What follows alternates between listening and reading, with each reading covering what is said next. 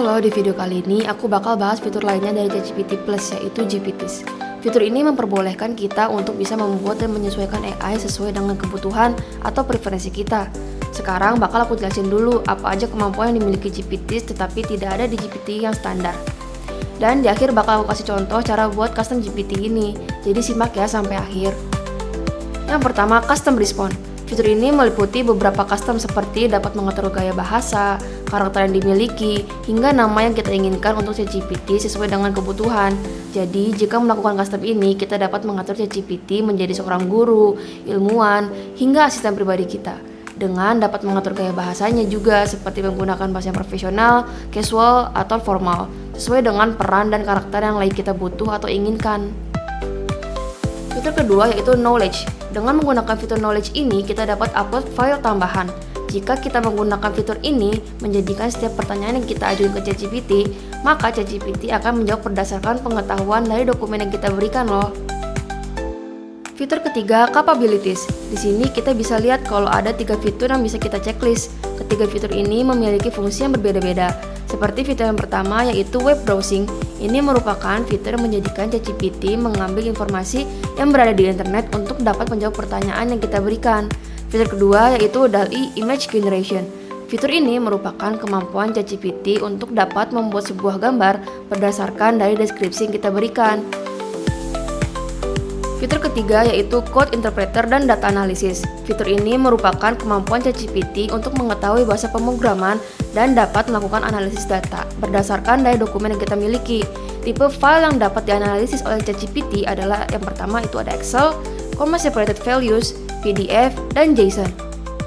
Selanjutnya ada Action. Fitur Action ini merupakan kemampuan GPT untuk dapat memanggil pihak ketiga atau API untuk dapat menyelesaikan tugas dari pengguna.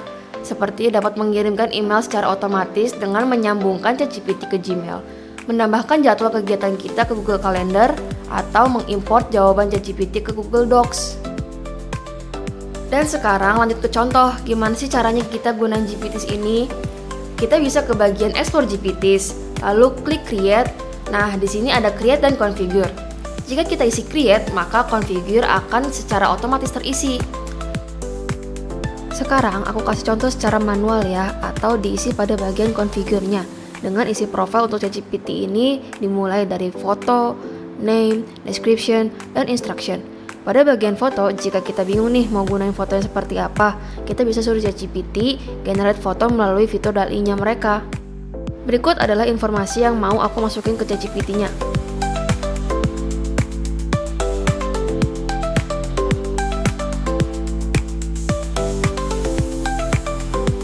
Dan jika foto sampai instruction sudah terisi, maka ada fitur Conversation Starters. Untuk fitur ini itu opsional ya, boleh diisi atau dikosongkan saja, karena ini merupakan fitur semacam shortcut. Lalu untuk knowledge dan action ini aku bakal bahas di video selanjutnya ya. Lalu pada bagian capabilities tinggal aku checklist deh semuanya. Dan tinggal klik create. Nah, sekarang aku bakal coba dengan kasih perintah kayak gini. Saya sudah menentukan variabel independent, dependent, dan mediation-nya. Tetapi saya masih bingung dalam menentukan judul yang menarik untuk skripsi saya. Jadi, bantu saya untuk membuat judulnya. Variabel independent saya adalah transformational leadership dan work-life balance. Variabel dependent-nya adalah psychological well-being.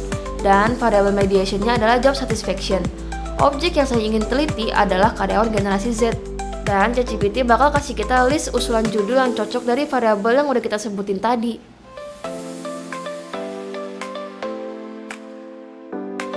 Nah, aku setuju nih sama judul nomor 3 dan mau minta ChatGPT buatin latar belakangnya.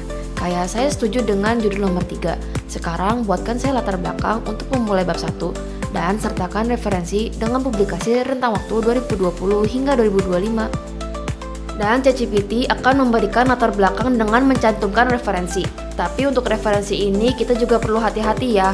Harus dicek ulang apakah benar pernyataan itu diambil dari jurnal atau artikel ilmiah tersebut. Karena ChatGPT pun sudah memberikan pernyataan di bawah sini kalau ChatGPT can make mistakes. Check important info.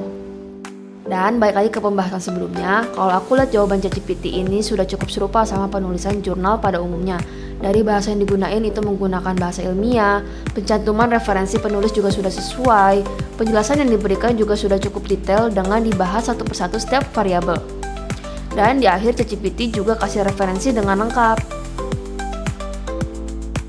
Dan sekarang aku bakal bandingin jawaban antara MyGPT dengan GPT biasa dengan menggunakan pertanyaan yang sama ya.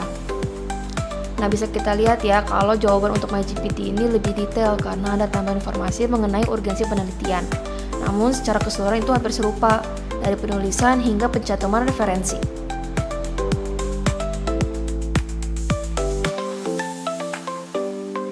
And next, selain MyGPT juga kita bisa gunain template GPT yang sudah tersedia. Kayak bisa kita lihat nih, ada beragam template yang bisa kita pilih sesuai dengan kebutuhan. Fitur ini cocok buat kalian yang gak mau ribet buat custom sendiri. Aku ambil contoh gunain Scholar GPT dan Scholar AI ini ya. Perbedaan kedua template ini yaitu jika Scholar GPT itu untuk kebutuhan diskusi dan ide umum, namun Scholar AI itu untuk kebutuhan pencarian referensi dan literatur ilmiah yang lebih terperinci. Jadi aku bakal kasih contoh ya yang sama tentang latar belakang. Buatkan saya latar belakang untuk memulai bab 1 dan sertakan referensi dengan publikasi rentang waktu 2020 hingga 2025 dengan judul skripsi pengaruh kepemimpinan transformasional dan work-life balance terhadap psychological well-being pada karyawan generasi Z, peran mediasi kepuasan kerja. Nah, dari sini bisa kita lihat nih jawaban dari masing-masing GPT-nya. Tinggal kita pilih mana yang paling sesuai dengan keinginan kita ya. Oke, cukup sampai di sini saja ya video kali ini. Terima kasih udah nonton videonya sampai akhir. Semoga dengan info yang udah aku bagiin ini jadi buat kita semakin tahu ya tentang GPTs dan MyGPT. Jangan lupa untuk coba template dan preset yang ada karena itu bisa mempermudah kegiatan akademik kita juga, terutama buat para mahasiswa semester akhir nih yang lagi nyusun tugas akhir dan lagi cari-cari referensi ilmiah dengan cepat dan mudah. Harus banget tahu tentang GPTs ini. Jadi jangan lupa like, share, dan subscribe. Sampai jumpa di video berikutnya dan selamat berkreasi dengan GPTs. Bye!